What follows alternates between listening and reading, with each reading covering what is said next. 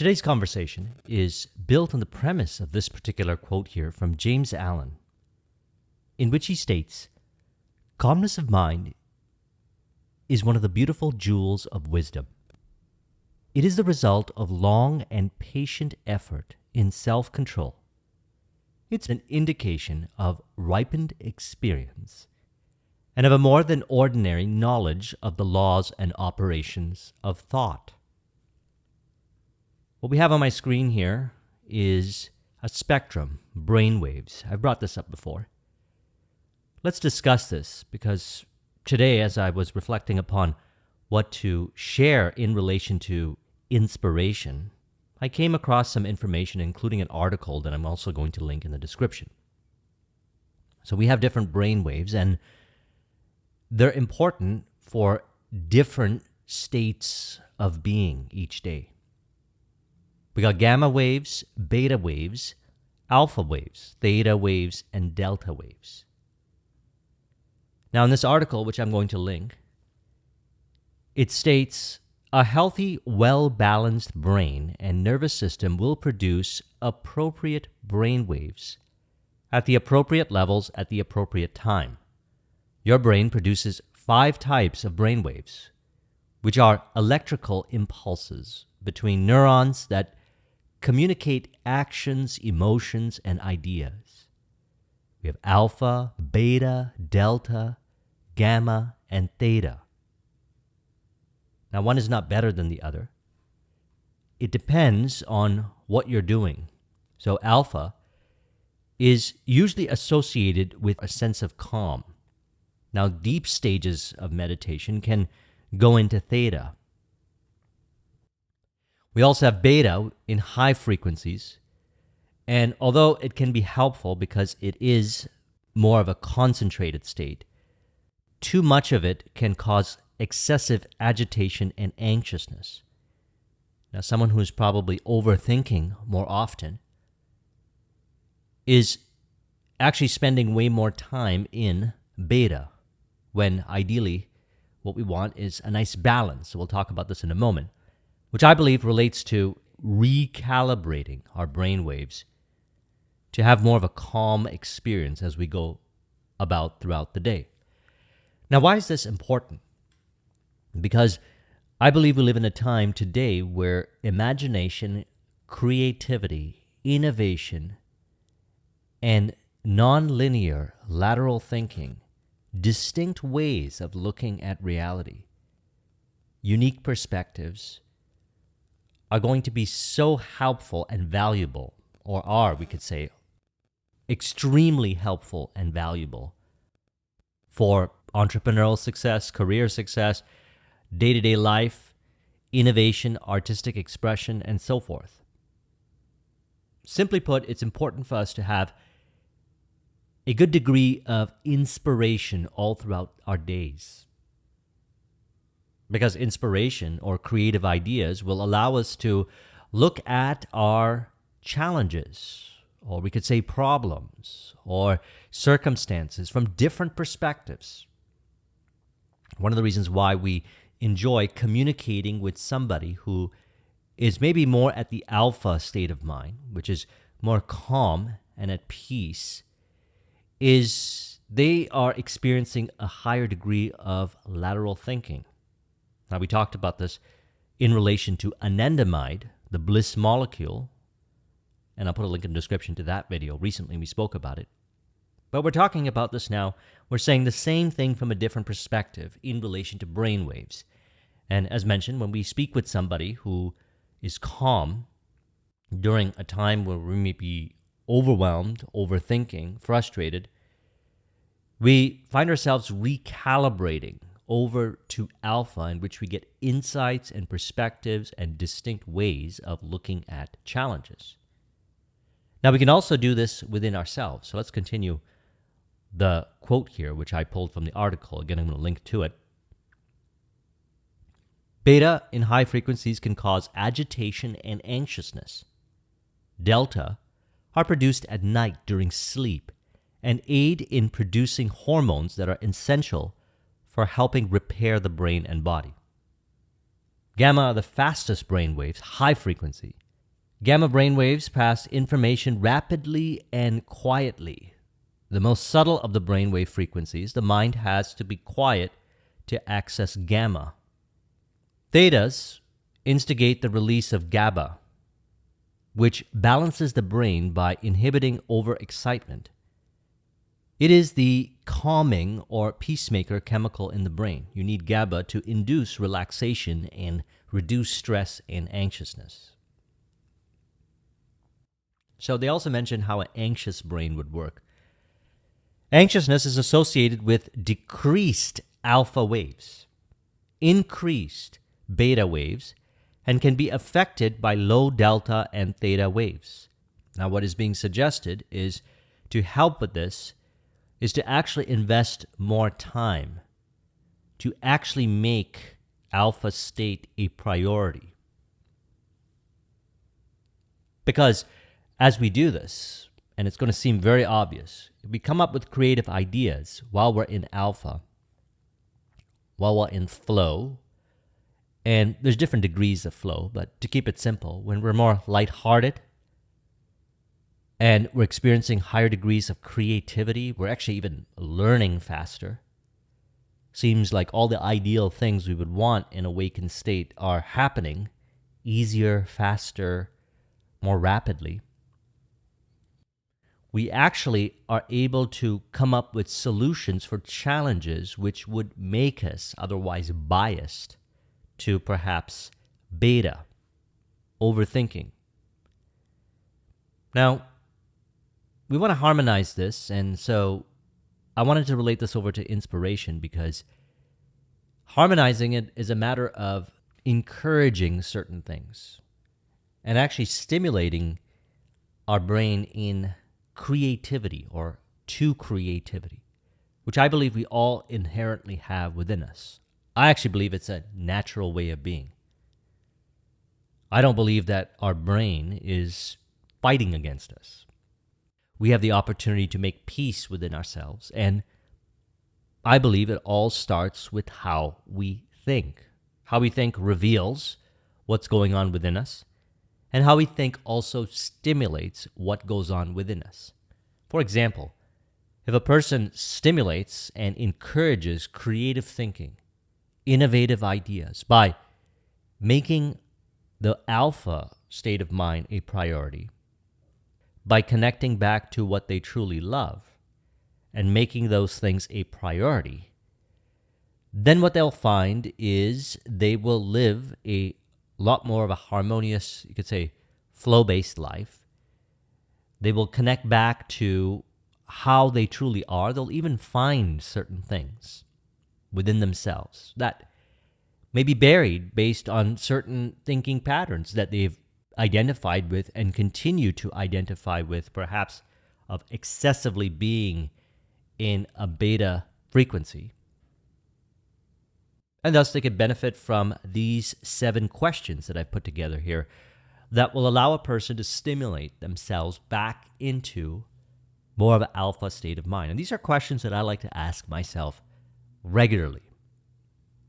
Now, it's interesting because you'll find the answers to these questions more so and easier when you are in an alpha state, after a meditation, when you are a lot more relaxed, or even having a creative, stimulating conversation with another person, in which the conversation seems to go down a thread of further understanding rather than frustration and conflict.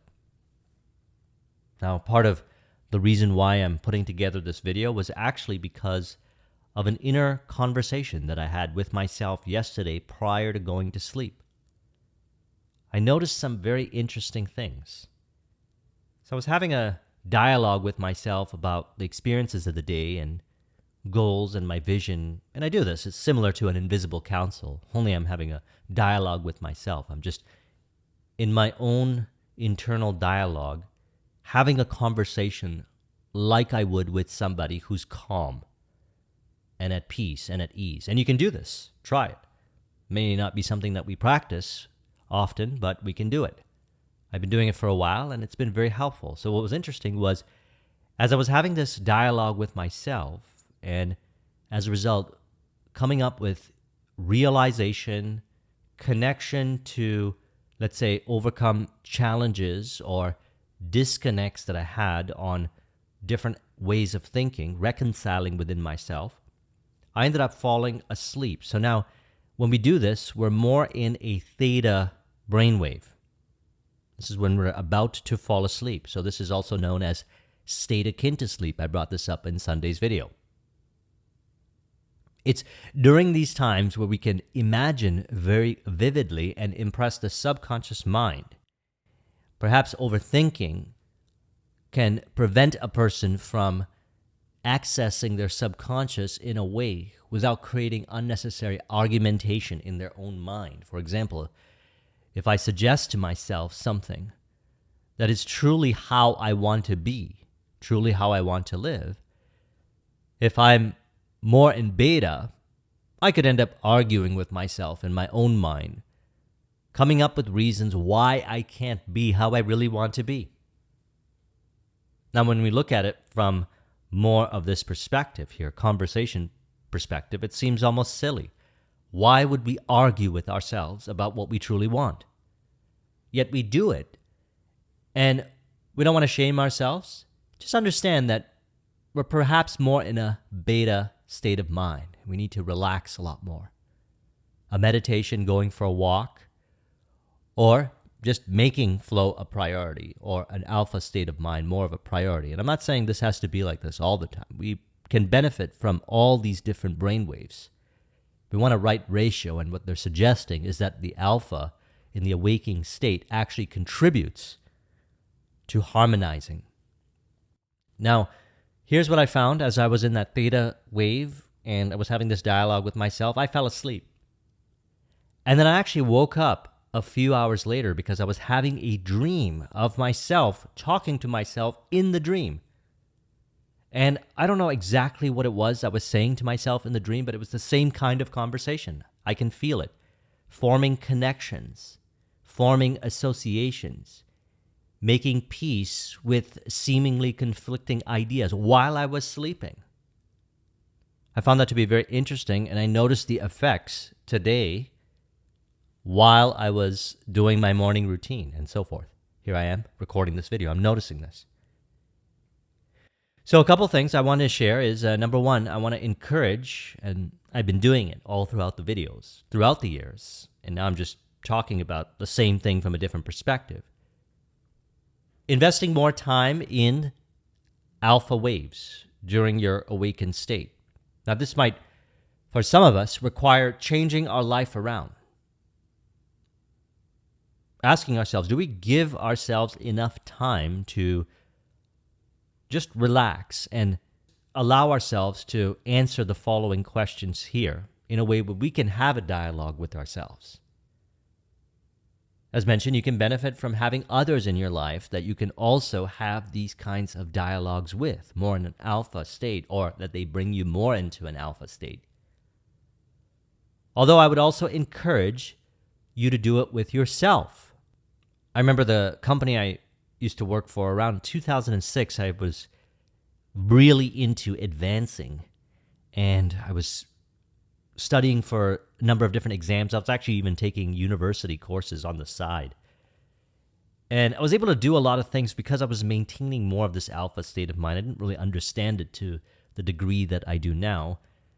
But I remember I would have dreams in the nighttime of certain lectures that I would listen to, or conversation with my managers and team members who would teach me certain things. And I would find that these would play out in the dreams, and I would actually experience it as learning in the dreams. And then when I woke up the next day, I noticed that it was easier for me to form connections, to solve problems. Now, I associated this with, wow, I'm actually putting myself in a position, ideally during the day, where you could say I'm dreaming in an ideal way, which further facilitates how I truly want to be. And thus, that was my experience last night as well. So here's some questions that we can ask ourselves. Number one, what do you discover in moments of solitude? Do we give ourselves enough time to be with ourselves? Sometimes a person might find something, and we're connecting back to what we truly love here. I put this under the category of this mind map, connecting back to your love. And the reason why I am connecting, relating back to what James Allen says here, calmness of mind is one of the beautiful jewels of wisdom. It is a result of long and patient effort in self-control. And by self-control, I relate this over to not force-based, but rather connecting to what you truly love. Because what you'll find is when you do what you truly love, when you honor what you truly love, self-control takes on a different meaning. It is an authentic way of being. You genuinely want to do these things. And to a third party observing that, they'll say, oh, they are super self-disciplined, super self-controlled. But the reality is they're doing exactly what they want to do. Now, in moments of solitude, we find these things, what we truly want to do. Number 2, what are you inspired to try? You might be curious about maybe visiting a certain country or taking up a new hobby, trying something you've never done before. And I believe this holds the key for connecting us not only back to discovering what it is that we inherently love, but also what brings us back into more of a natural, you could say, harmonious brainwave frequencies, harmonious, and thus prioritizing flow or alpha. We're able to do it because the reality is if you do those things, you're probably going to experience a lot more alpha. Like, for example, if a person decides that they're going to learn how to play a musical instrument, well, when you get into the flow, you play the instrument a lot better, number one. You learn a lot faster, number 2.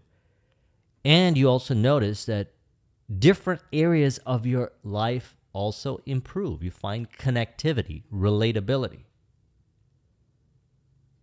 Number 3, here's one that perhaps we don't think about often, but I found it to be very helpful for me, which is, what fears do you want to overcome? So, as we've discussed many times, the cave we fear to enter can hold the treasure that we seek. And so I ask myself these questions regularly because I know that for a lot of things that I fear, on the other side of it is what I truly love. Now, through this process, I've actually changed my relationship with fear. So I found in my life, all throughout the journey, that overcoming certain fears in relation to certain things like public speaking, sales, starting a business, on the other side of that, by actually doing those things that I genuinely wanted to do, I found more flow, or I maintained more of an alpha state. So it's one thing for me to say, make flow a priority, which I suggested, but I like to explain it in different ways so that we can connect and say, okay, what is really being implied here? And part of what's being implied is that we could be afraid to be how we really want to be. And again, no need to shame ourselves. We just need to ask these questions. What is it that we truly want to do, which is on the other side of the reactivity to fear? So we could say fear is not a problem. What we could say is a problem, and although I don't even like to call it a problem, is there certain thinking patterns that we habitually identify with, perhaps when we're in a beta state of mind. I'll notice this when I'm connecting with people. If they're more so in a beta state of mind, they keep bringing up the reasons why. And then when they recalibrate more to an alpha state, they actually find the reasons why they can do it. So in beta, they're thinking of all the reasons why they cannot, overthinking, and maybe some of the reasons of why they can, but it seems that they're thinking more and giving more weight to the reasons why they can't. But more in an alpha state, they find the reasons, interestingly enough, within themselves on why they can. Number 4, what were your childhood dreams? Many of us discover at a certain point of our lives that the the things that we truly wanted to do were the things that, when we allowed ourselves to overcome our own fears, which is really our thinking patterns in relation to fear, upon recognition that perhaps the cave we fear to enter holds the treasure we seek, which is a lot of times discovered by asking these questions when a person's more in an alpha state. This has a dual effect. It actually brings you more into a relaxed state when you ask these questions. And it also helps you discover the very things that will allow you to be more in alpha state. What we find is that we discovered that there were these things that we wanted to do when we were children, and we end up doing some of those things. Or we also do some of those things a little differently. So maybe somebody wanted to be a musician, but then they discover what they actually like to do is hold little workshops where they can teach others to do it. And that brings them an enormous amount of fulfillment. They experience more of that alpha brainwave state because they're genuinely doing what they really want to do. And it's a variation of how they experience they would be doing it from a childhood, but it still holds key important elements in relation to what they truly wanted from childhood. Number 5, what do you do naturally well? So I'll relate to this. Technology was actually something, or computers was something that I was naturally good at. When I first discovered computers when I was a kid, I just would figure out how to do things on my own. And I realized I was naturally good at it, so a lot of times I'd go over to family's house or friend's house, and their parents would ask, can you help fix this virus issue or the printer or something like that? And I didn't realize that at that time I was going to be able to turn it into a career. I did 10 years working for a company in their IT department, corporate IT, and I started an IT business. And it was something that I was naturally good at. But in the earlier stages, I remember I was 18 years old, 18, 19, something like that, and I was trying to figure out what I was going to do. And it wasn't obvious to me that it was going to be something technology-based. I just thought, I just do it. How could this be a career, doing what you truly love? That's because I was encouraging certain thinking patterns, which was that what you truly love could not be turned into a career. Number 6, what do you enjoy learning? Now, this is very interesting because I believe we naturally are good learners. Now, I did a discussion on this. I'll put a link in the description to it. Learning and learning how to learn. And I even brought up Maria Montessori, who was the founder of Montessori education, in which we have a lot of Montessori schools. And one of the important elements in relation to that was allowing the child to discover within themselves, actually everything we're talking about in this video here, what is it that they truly move towards? Now, they might not be consciously asking themselves these questions during the process, but their environments are designed to stimulate flow and creative thinking so that the child would discover what they truly wanted to do and actually encourage it. They would actually find that they were learning really well. And so we can ask ourselves these questions because the things that we enjoy learning are things that we perhaps love to do, which can be turned into businesses, careers, or a service. And also, these are things that when we actually do these things, we're able to maintain more of that alpha state. Number 7, what topics stimulate your interest? So we're talking about connecting back to that calmness of mind. And we can relate that calmness of mind over to more of an alpha wave. Deeper states of calm, theta waves, in which sometimes even when a person gets really involved in their creative expression. I noticed this in communication because I found, again, one of those things for me is I loved communication ever since I was a kid. Now, I had challenges with it because I had a lot of insecurities in regards to communication that I had formed, which I wasn't allowing myself to express. And over the years, I released from these certain thinking patterns about myself in relation to communication. So I would find that when I did allow myself to express, and I experience this more so today in an alpha wave, I can slip more into a theta wave, in which I feel I'm just saying stuff very fluidly, and the other person seems to resonate and connect very deeply. And sometimes they say, it's interesting how you brought that thing up, and sometimes I don't even remember bringing it up. Because the theta wave is borderlining delta, which is a sleep state, and alpha waves. And the theta is kind of like a deep meditation, deep creative form of communication expression. Now, this is true for other things as well.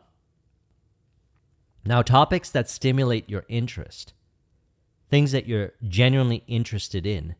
Now, generally, who tend to think like this, individuals that encourage thinking like this, was also brought up in James Allen's As Men Thinketh. He says, composer, sculptor, painter, poet, prophet, sage. These are the makers of the afterworld, the architects of heaven. The world is beautiful because they have lived.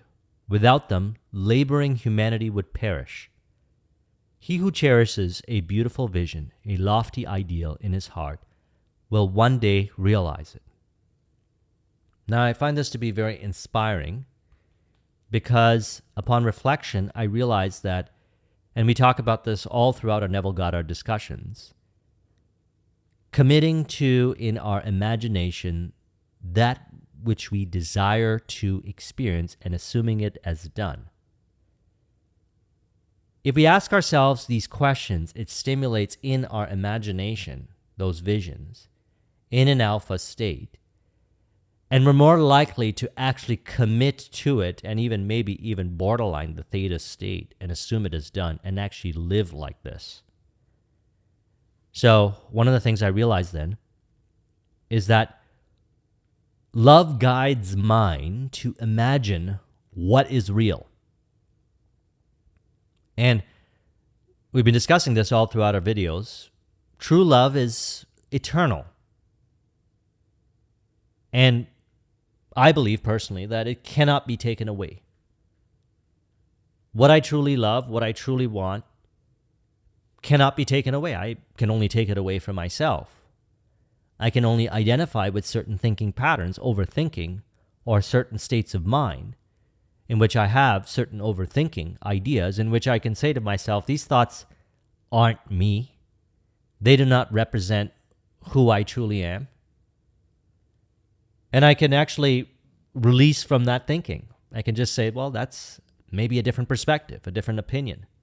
But I want to encourage being who I really am. Because that will allow me to do what I really love to do, live how I really want to live, and thus experience more of a balance between these 5 brainwaves, natural balance. And I find that they work really well together. And as mentioned, we generally tend to enjoy being more in alpha because it's creative, we learn faster, and although we can go into beta, we enjoy being in alpha, and we also like to get into deep stages of creative use of imagination, mystical in our experiences in imagination, such as the ones I've been sharing throughout our discussions, which happen a lot when you're in theta state, such as the one I shared last night. So I trust you found this video to be inspirational and also encouraging of allowing you to have more of a harmonious balance within, encouraging the alpha more often.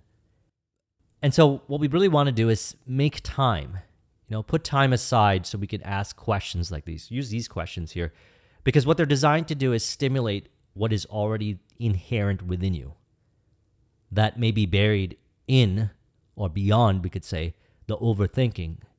Allow ourselves to encourage more of that kind of thinking based on how we truly are.